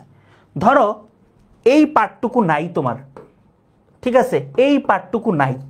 আচ্ছা, এইটা বাদ দাও, এইটা থাকতে পারে। ধরো এই পার্টটুকু নাই, তাইলে কিন্তু তোমার এখানে প্রশ্ন আসতে পারতো can you run as fast as him. Him দিয়ে প্রশ্ন আসতে পারতো কারেকশন, ঠিক আছে। এইটা তোমার কারেকশনে প্রশ্ন আসতে পারতো can you run as fast as him. এখন তোমার আইডেন্টিফাই করতে হইতো এই হিমটা ভুল, এই হিমটা তোমার ভুল। এখন এটা ভুল কেন এইটা তোমার জানতে হবে, কারণ এই যে আমার যদি কোনো অ্যাজ থাকে, অ্যাজ এর পরে আমার প্রোনাউনের সাবজেক্টিভ কেস হয়, অ্যাজ এর পরে আমার সাবজেক্টিভ কেস হয়। যেরকম এই যে এটা কিন্তু মেডিকেল ব্যাচের স্লাইড, এবছরেরই মানে গতবারেরই স্লাইড। এখন আমাদের প্রোনাউনের সাবজেক্টিভ কেস কই হয়, অবজেক্টিভ কই হয়, পজিটিভ কই হয়, ডাবল পজিটিভ কই হয়, এই টপিকটা থেকে আমরা জানতে পারি অ্যাজ অথবা অ্যাজ এস থাকলে এর সাথে তোমার কি হয় বলো তো, সাবজেক্টিভ কেস হয়। ধরো একটা উদাহরণ দিই, এটা কি হবে বলো তো, you are as tall as me নাকি আই, কোনটা হবে বলো তো? You are as tall as কি মি অথবা আই? এটা কিন্তু শুনতে কি ভালো লাগে বলো, শুনতে ভালো লাগে মি। এখন খালি শুনতে ভালো লাগলেই হবে না, তোমার তো বাস্তব জীবনেও তোমার দেখতে অনেক মানুষকে ভালো লাগে, কিন্তু তারা কি ভালো না? তাইলে এইটা আমার উত্তর হবে না, আমার লজিক্যালি যাইতে হবে। এখানে আমার কি আছে, অ্যাজ ডট ডট অ্যাজ, এর সাথে আমাদের কি হবে, এর সাথে আমাদের হবে সাবজেক্টিভ কেস, এর সাথে আমাদের হবে সাবজেক্টিভ কেস। তাইলে আইটা মানে কি, সাবজেক্টিভ কেস। সাবজেক্টিভ কেস মানে কি ভাইয়া, সাবজেক্টের জায়গায় যারা বসে, সাবজেক্টের জায়গায় যারা বসে, সাবজেক্টের জায়গায় যারা বসতে পারে, যারা বসতে পারে। কারা বসতে পারে ভাই? আই বসতে পারে, ইউ বসতে পারে, উই বসতে পারে, হি সি, এগুলা কিন্তু বসতে পারে। গেল, এইটা হচ্ছে আমার কনসেপ্টের ভেতরের কনসেপ্ট। এখন তুমি এখানে আসো তো ভাইয়া, এইটা আমার কি হবে? এখন আমার প্যারালালিজমের নিয়ম অনুসারে, প্যারালালিজম মানে কি এইটা আমার বুঝতে হবে। তোমরা ম্যাথে প্যারালাল লাইন পড়ছো না, সমান্তরাল লেখা, এই রেখাটা সমান্তরাল এইটা, এইটা সমান্তরাল এইটা, কারণ এইটাও যেরকম এইটাও সেরকম। এরকম আমাদের কিছু মার্কার আছে, মানে যে মার্ক করে, এর আগেও যে স্ট্রাকচার পরেও সেই স্ট্রাকচার। তাইলে তুমি খেয়াল করো তো, এখানে ক্যান ইউ রান, ক্যান দিয়ে শুরু হয়েছে, as fast as he can, আমার ক্যান দিয়েই শেষ হবে। তাহলে ক্যানটা আমার এখানে হাইলাইট করা হয়েছে এবং আমার এখানে ক্যানটাই হবে। তো এটা আমার কি, প্যারালালিজমের এক্সাম্পল। সো এখান থেকে আমার কি আসতে পারে বলো তো, প্রোনাউনের ইউজটাও আমার হচ্ছে চলে আসতে পারে, এখান থেকে আমার হচ্ছে প্রোনাউনের ইউজটাও চলে আসতে পারে। বুঝছো? ক্লিয়ার তোমরা এ পর্যন্ত? বুঝতে পারছো?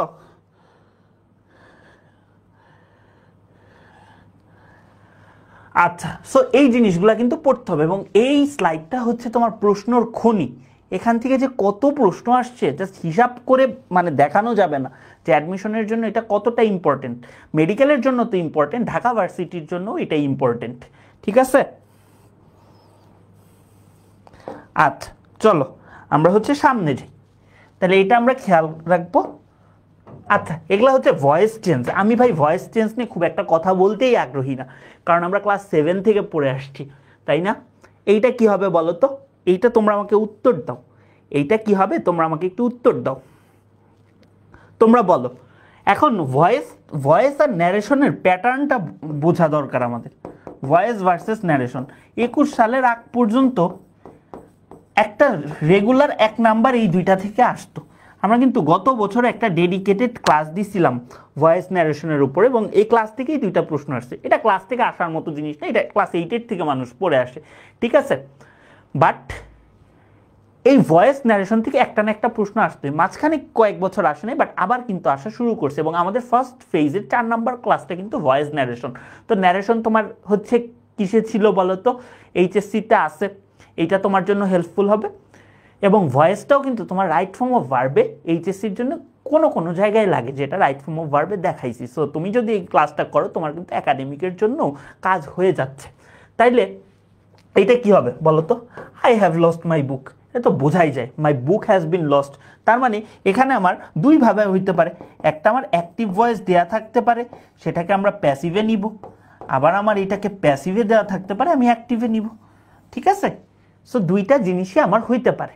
হ্যাঁ, মাই বুক হ্যাভ কি আই হ্যাভ লস্ট মাই বুক, কারণ কি আমরা জানি সাবজেক্ট অবজেক্ট পজিশন চেঞ্জ করে, অক্সিলিয়ারি ভার্বের কিছু চেঞ্জ আছে। আমি ভয়েস নিয়ে ভাই কথা বলে টাইম নষ্ট করতে চাই না আজকে তোমাদের, ঠিক আছে?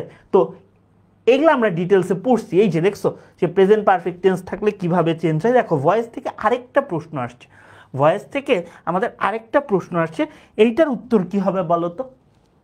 You have to admit this, এইটা কি হবে বলো তো? তার মানে কি দিসটা আমার কই আসবে বলো তো? দিসটা আমার সাবজেক্টের জায়গায় আসবে, আসলো দিসটা আমার সাবজেক্টের জায়গায় আসলো দিস। তারপরে আমার কি দিসের সাথে হ্যাভ না হ্যাজ, তারপরে আমার কি টু আসলো, টু বি ভার্ব তো আমার আসবেই, এবং টু বি ভার্বের পরে আমার এখানে কি বসবে? আমার এখানে V3 বসবে, অ্যাডমিটেড। তারপরে আমার কি কার দ্বারা? By you. তাহলে এটা কার সাথে মিলছে? আমার কার সাথে মিলে? বির সাথে মিলে। তাহলে কি this has to be admitted by you. ঠিক আছে, বুঝছে? ভয়েস আমরা পারবো না। দেখো ভয়েস আসছে, গত বছর ভয়েস আসছে, তাহলে তোমার বেলায় কি আসার সম্ভাবনা বেশি? ন্যারেশন আসার সম্ভাবনা বেশি, বা এই টপিকটাই কি রিপিট হইতে পারে। ঠিক আছে, ক্লিয়ার? আমরা এ পর্যন্ত ক্লিয়ার? হ্যাঁ, বি এগুলা পারবা, আসলে এগুলা কঠিন কিছু না। দেখো if you succeed I shall be happy, এটাও আমরা কিন্তু মেডিকেলের লাস্ট রেকর্ড ক্লাসটা আমরা রাখছিলাম হচ্ছে ট্রান্সফরমেশনের উপরে। তো ট্রান্সফরমেশনের থেকে আমাদের রেগুলার প্রশ্ন আসে, এটা আমার কয়েকটা ধাপে হইতে পারে। আমার হচ্ছে সিম্পল কমপ্লেক্স কম্পাউন্ডের হইতে পারে, ডিগ্রির হইতে পারে, বা নর্মাল সেন্টেন্সের চেঞ্জগুলো হতে পারে।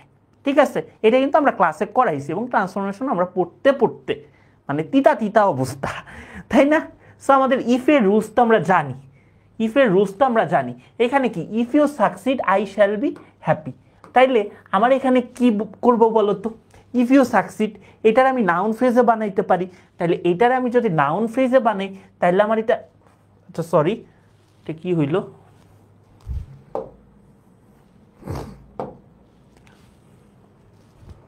হ্যাঁ আসো, তাহলে এতটুকু করে যদি আমি নাউন ফ্রেজে বানাই, তাহলে আমার এটা কি হবে? Your success. আচ্ছা, যেহেতু আমার এখানে শ্যাল আছে, তাহলে কি ইয়োর সাকসেসের সাথে কি হয়? উইল হয়। কাকে হ্যাপি বানাইছে? Will make me happy. এইটা ভাই মুখে করলাম, ঠিক আছে, এটা মুখে করলাম। সো এইটার জন্য আমাদের এই যে রুলসগুলো আছে, আমরা কিভাবে হচ্ছে রুলসগুলা মেনটেন করতে পারি তা কিন্তু আমরা দেখতে পারি। এখানে রুলসগুলো আছে, তার মানে আমার সিম্পল কমপ্লেক্স কম্পাউন্ড এই জিনিসগুলা কিন্তু খুব ইম্পর্টেন্ট। ঠিক আছে, এই জিনিসগুলা থেকেও কিন্তু আমার কি আসতেছে? প্রশ্ন আসতেছে। ঠিক আছে, আচ্ছা এই পর্যন্ত ক্লিয়ার? তোমরা বলো, এইটার উত্তর দাও। এইটা কয়েকভাবে পড়াইছি, এইটার উত্তরটা তোমরা আমাকে দাও তো। The chairperson dash complete the sentence. তোমাদের কি মনে আছে আমি পড়াইছিলাম হচ্ছে মেইডেন স্পিচ পড়াইছি 25-এর FRB যারা আসো, একাডেমিক ব্যাচে যারা আসো, তারা কিন্তু জানো ম্যান্ডেলাতে এটা পড়াইছি। তারপর ম্যান্ডেলাতে একটা স্পিচের নাম ছিল অ্যাকসেপ্টেন্স স্পিচ, এটা পড়াইছি। আরেকটা স্পিচ হইতে পারে ভার্বোস স্পিচ, এটাও কি পড়াইছি। এই তিনটা স্পিচের মধ্যে কিন্তু পার্থক্য পড়াইছি, এবং এই তিনটা স্পিচ সম্পর্কে আমাদের জানতে হবে। এটা কি হবে বলো তো? ভাইয়া স্লাইডটা অ্যাড করে দিন। হ্যাঁ, স্লাইডটা দিয়ে দিব। এইটা কি হবে বলো তো? এইটা কি হবে? আচ্ছা, এখন এইটা হচ্ছে গেভ এ গুড স্পিচ, সে একটা ভালো স্পিচ দিছিল, এবং এইটা থেকে আমার পরবর্তী বছরগুলোতে বা কোয়েশ্চেন সলভিং এর ক্ষেত্রে আমার এই স্পিচটাকে আমার ফোকাস করতে হবে। এখন আমি নিচ থেকে যাই, ধরো এ ভার্বোস স্পিচ, বাগাড়ম্বরপূর্ণ বক্তৃতা। এটার মানে হচ্ছে বাগাড়ম্বরপূর্ণ বক্তৃতা মানে বেশি কথা বলছে, বানান ভুল হইলে মাফ করে দিও, বাগাড়ম্বর পূর্ণ বক্তৃতা, ঠিক আছে, পূর্ণ বক্তৃতা, ঠিক আছে। আচ্ছা, মেইডেন স্পিচ মানে কি? মেইডেন মানে কি? শুরু, তার মানে কোন একটা জিনিসের শুরুতে যে বক্তৃতা দেওয়া হয় সেইটা। আর অ্যাকসেপ্টেন্স স্পিচটা কি? ধরো তুমি একটা পুরস্কার পাইছো, পুরস্কার পাওয়ার পরে তুমি একটা বক্তৃতা দিচ্ছ, এটা হচ্ছে অ্যাকসেপ্টেন্স স্পিচ। তাহলে এই তিনটা আমাদের জানতে হবে, এই তিনটা আমার জানতে হবে, ঠিক আছে, এই তিনটা আমার জানতে হবে। মিনিং সবগুলা সেম থাকলে হবে না, আমাদের কনটেক্সচুয়াল ইউজ জানতে হবে। এই কনটেক্সচুয়াল ইউজটাই তো বললাম, ঠিক আছে, কনটেক্সচুয়াল ইউজটাই তো আমি কি বললাম, ঠিক আছে। বুঝছো এই পর্যন্ত? বলো তো এ পর্যন্ত বুঝছো কিনা বলো তো। দেখো ফ্রেজ ক্লজ কতটা ইম্পর্টেন্ট, এটাও কিন্তু ক্লজ থেকে প্রশ্ন আসছে এবং এটা খুব সহজ একটা প্রশ্ন, এটা খুবই সহজ আমাদের একটা প্রশ্ন। ধরো I have a cow which is red, আমরা ক্লজ কিন্তু পড়ছি, ক্লজ হচ্ছে বাক্যাংশ। এখন এই ক্লজকে আমরা সাধারণত প্রথমত আমরা দুই ভাগে ভাগ করতে পারি। একটা হচ্ছে আমার ইন্ডিপেন্ডেন্ট ক্লজ, ইন্ডিপেন্ডেন্ট অথবা মেইন ক্লজ। আচ্ছা, যে ইন্ডিপেন্ডেন্ট যে স্বাধীন সেই তো মেইন, তাই না? আর আরেকটা হইতে পারে আমার ডিপেন্ডেন্ট ক্লজ, ক্লজ বা হচ্ছে সাবঅর্ডিনেট ক্লজ। এখন আমি কিন্তু এইগুলার মধ্যেও আবার মানে না তোমার ভাগ আছে, যেরকম আমার এখানে তোমার কয়েকটা জিনিস হইতে পারে। এটা হচ্ছে আমার নাউন ক্লজ হইতে পারে সাবঅর্ডিনেট ক্লজের ভিতরে, আমার হচ্ছে অ্যাডজেক্টিভ ক্লজ হইতে পারে, আমার হইতে পারে কি ক্লজ, আমার হইতে পারে অ্যাডভার্ব ক্লজ। তোমাদের কিন্তু এছাড়াও আমি পড়াইছিলাম হচ্ছে অ্যাডজেক্টিভ ক্লজের ভিতরে এই relative clause, zero relative clause, এগুলা কিন্তু পড়াইছিলাম। আচ্ছা, তো এগুলা বাদ দিই, আমরা হচ্ছে মেইন জিনিসটাতে চলে আসি যে আমাদের ক্লজ প্রধানত দুই ভাগে আমরা ভাগ করছি। আচ্ছা, ইন্ডিপেন্ডেন্ট মানে কি? যার কোনো সাহায্য লাগে না। কিসে সাহায্য লাগে না? যার নিজের অর্থটা প্রকাশ করার জন্য অন্য কারো সাহায্য লাগে না, নিজে নিজেই ইন্ডিপেন্ডেন্ট, নিজে নিজেই কথা বলতে পারে, ঠিক আছে, নিজে নিজেই নিজের মনের ভাব সম্পূর্ণভাবে অর্থ প্রকাশ করতে পারে, তো তাদেরকে আমরা বলতে পারি ইন্ডিপেন্ডেন্ট ক্লজ। ধরো সম্পদ অফেন গোজ টু ইন্ডিয়া, এটা মানে বাস্তবে না এমনিই লেখা, সম্পদ often goes to India because he loves Indian foods. তাইলে আমি যদি এইটারে বাদ দিয়ে দিই, ধরো আমি এটাকে বাদ দিয়ে দিব, আমার এটারে দরকারই নেই, এতটুকু রাখলাম, সম্পদ অফেন গোজ টু ইন্ডিয়া, বাক্য কি হয়? বাক্য কিন্তু হয়, অর্থটা কিন্তু হয় যে সম্পদ প্রায় কি ইন্ডিয়া যায়, ঠিক আছে। তাহলে এইটা আমাদের ইন্ডিপেন্ডেন্ট ক্লজ, বা এটাকে কি আমরা কি বলতে পারি? মেইন ক্লজ বলতে পারি, মেইন ক্লজ বলতে পারি। আচ্ছা, এখন এই সেম কাজটা আসো ভাই আমরা করি, তো সেম কাজটা আমরা হচ্ছে করি, আমরা সেম কাজটা করি, একটু দাঁড়াও।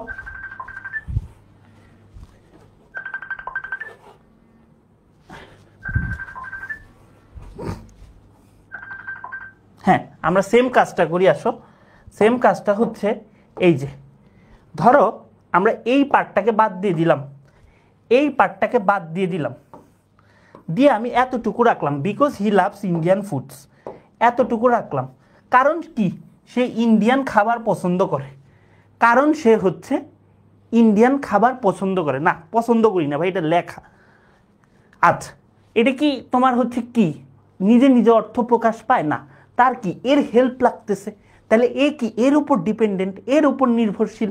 তাইলে এইটাকে আমরা কি বলবো বলো তো? আমি থাইল্যান্ডের ফুড খুব পছন্দ করি, তো এইটা আমার কি হবে তাইলে? তাইলে এইটা কি এইটার মেইন ক্লজের উপর ডিপেন্ডেন্ট, তাহলে এইটাকে আমরা কি বলতে পারি? Dependent clause. তাহলে যে ডিপেন্ডেন্ট তারই কি মেইন, যে সে কি শোষণ করে, সাবঅর্ডিনেট করে, তাহলে এটার আমরা কি বলতে পারি? Subordinate clause.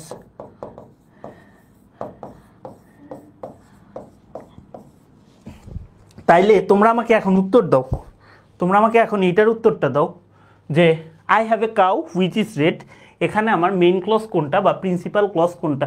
আচ্ছা, ইন্ডিপেন্ডেন্ট মেইন, এটার আরও একটা নাম আছে, সেটা হচ্ছে প্রিন্সিপাল। যে ইন্ডিপেন্ডেন্ট, যে মেন, সেই তো প্রিন্সিপাল, তাই না?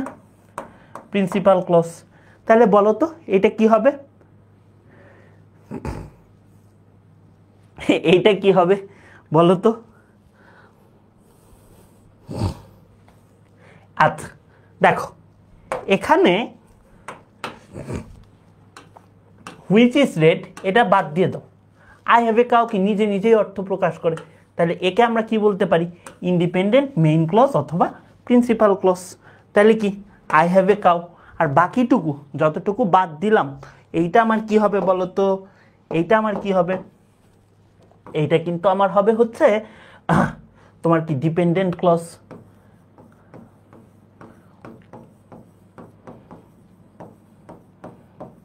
বা আমরা এটাকে কি বলতে পারি? Subordinate clause.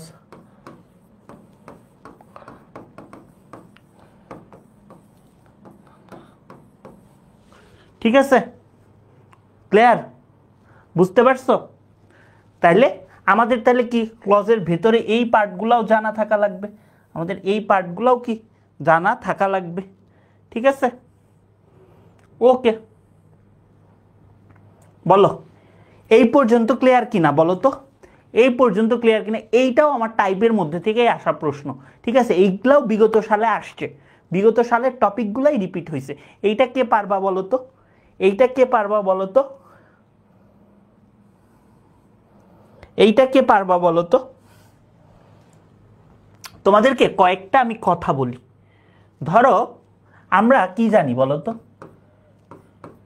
2 প্লাস ভার্ব 1, এইটার গঠনটা কি বলো তো? এটা কিন্তু লাস্ট এফআরবির দিনও পড়াইছি। 2 প্লাস ভার্ব 1 এটাকে কিন্তু আমরা বলি ইনফিনিটিভ, এটাকে আমরা বলি ইনফিনিটিভ। আচ্ছা, এখন আমাদের গত বছর মেডিকেলে প্রশ্ন আসছিল ইনফিনিটিভ মার্কার, নিচের কোনটা ইনফিনিটিভ মার্কার? ভার্ব 1 তুমি এমনিই চিনো, মার্কার মানে কি? যাকে মার্ক করে। এখন এই তুমি 2টা দেখেই তো তুমি চিনতেছো যে এটা একটা ইনফিনিটিভের বৈশিষ্ট্য, বা এটা কি ইনফিনিটিভকে মার্ক করতেছে, তাইলে এইটাকে আমরা বলতেছি কি? Infinitive marker. আচ্ছা, ধরো আমি একটা এক্সাম্পল দিই। ইজি মানে কি? এক্সাম্পলি গ্র্যাসিয়া। ঠিক আছে, একটু জেনে রাখো। ধরো to swim is a great exercise. To swim is a great exercise. আচ্ছা, এখন তোমার পরীক্ষা আসছে টু সুইমটা কোন মানে কি এটা? তাহলে এটা তো বুঝতেই পারতেছো, এটা তো তুমি বুঝতেই পারতেছো যে এটা আমার কি আছে বলো তো? 2 প্লাস ভার্ব 1, তাহলে এটা আমার কি? ইনফিনিটিভ। এবং এখান থেকে তোমার আরো একটা প্রশ্ন আসতে পারে, এই টুটা কি? এই টুটা কি? এই টুটা হচ্ছে ইনফিনিটিভ মার্কার, ইনফিনিটিভ মার্কার। এখন আমাদের এক ধরনের ইনফিনিটিভ আছে, এক ধরনের ইনফিনিটিভ আছে যাকে আমরা বলি হচ্ছে পারফেক্ট ইনফিনিটিভ। এক ধরনের ইনফিনিটিভ আছে যাকে আমরা বলি হচ্ছে পারফেক্ট ইনফিনিটিভ। হ্যাঁ, সুন্দর বাংলা বলছো, পারফেক্ট ইনফিনিটিভ। এখন এই পারফেক্ট ইনফিনিটিভটা কি? খুব সহজ। ধরো টু হ্যাভ প্লাস V3, এটা হচ্ছে আমার পারফেক্ট ইনফিনিটিভের ব্যবহার।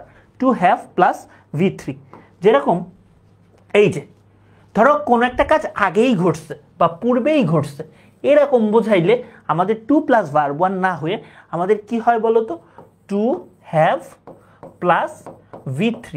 তাইলে এই পার্টটারে আমরা কি বলতেছি? এই পার্টটারেই আমরা বলতেছি পারফেক্ট ইনফিনিটিভ, পারফেক্ট ইনফিনিটিভ। এটা কিন্তু আমাদের ট্রান্সলেশনের জন্যও কাজে লাগবে, আমাদের ট্রান্সলেশনের জন্যও কাজে লাগবে। ধরো সে কাজটি আগেই শেষ করেছে, সে কাজটি আগেই হচ্ছে শেষ করেছে, তাহলে he was said to have completed the work. তাহলে এইটা আমার কি? এইটা আমার পারফেক্ট ইনফিনিটিভ, এটা আমার পারফেক্ট ইনফিনিটিভ। আচ্ছা, I am sorry to have disturbed you, তাহলে এইটা কি আমার? এইটা হচ্ছে আমার পারফেক্ট ইনফিনিটিভ। বুঝছো? পারফেক্ট ইনফিনিটিভটা বুঝতে পারছো? ইনফিনিটিভ সাইন দিয়ে বলছে ইনফিনিটিভ মার্কার। দেখো এখন ইনফিনিটিভ মার্কারগুলো সাধারণত সরি আমাদের এই পারফেক্ট ইনফিনিটিভটা কই কই ব্যবহৃত হয়? এই ভার্বগুলোর সাথে পরিকল্পনা করা অর্থে। ধরো উইশ, হোপ, ডিজায়ার, তারপর কমান্ড। ঠিক আছে, এরকম আমাদের কোনো একটা কাজ করার কথা ছিল কিন্তু করা হয় নাই, এইরকম বোঝাইতে আমরা পারফেক্ট ইনফিনিটিভ ব্যবহার করি। যেরকম I hope to have helped you, আমি তোমাকে সাহায্য করব বলে আশা করেছিলাম কিন্তু আসলে আমি হেল্পটা করি নাই, তাহলে এইটা আমার কি, এইটা আমার পারফেক্ট ইনফিনিটিভ। তারপরে Sampad wanted to have completed reading the lecture sheet that day, তাহলে এখানে কি লেকচার শিটটা পড়ার কথা ছিল কিন্তু আসলেও তো পড়ে নাই, তাহলে এইটা আমার কি বলো তো, এইটা আমার পারফেক্ট ইনফিনিটিভ।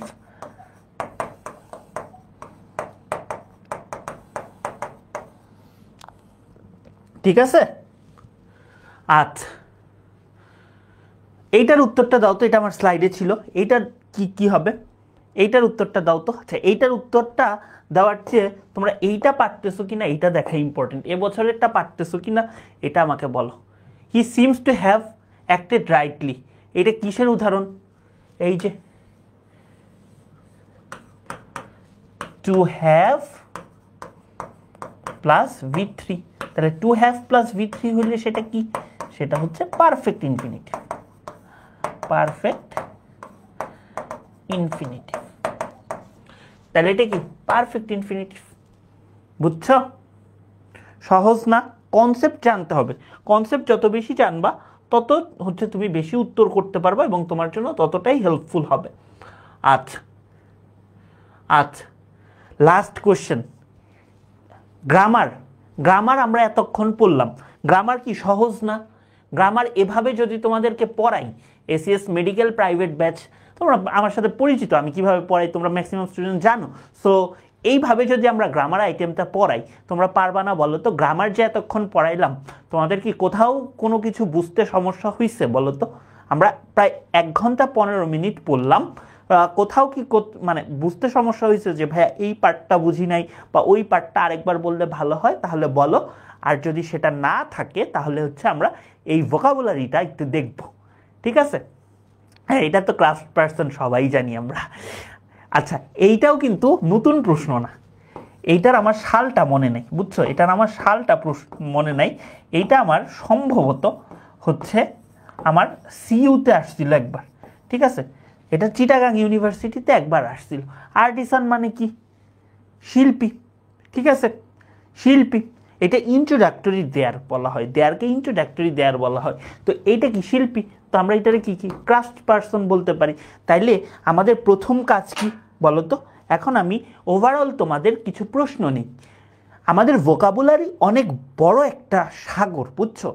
আমরা যারা হচ্ছে একদম 25 ব্যাচ এখনও যারা আছো এফআরবিতে যাদেরকে পড়াচ্ছি, প্লিজ প্লিজ প্লিজ তোমাদেরকে অনুরোধ করতেছি ফার্স্ট পেপারটা ভালোভাবে পড়ো, সেকেন্ড পেপার তোমরা নিজেরাই পড়বো, এটা আমার বলা লাগবে না, বাট ফার্স্ট পেপারটা ভালোভাবে পড়ো। প্রত্যেকটা ওয়ার্ডের আমরা ভোকাবুলারি শেখাচ্ছি, প্রত্যেকটা ওয়ার্ডের মানে শেখাচ্ছি, এই জিনিসগুলো যখন শিখবা তখন কিন্তু তুমি ভোকাবুলারিতে অনেক এগিয়ে থাকবা।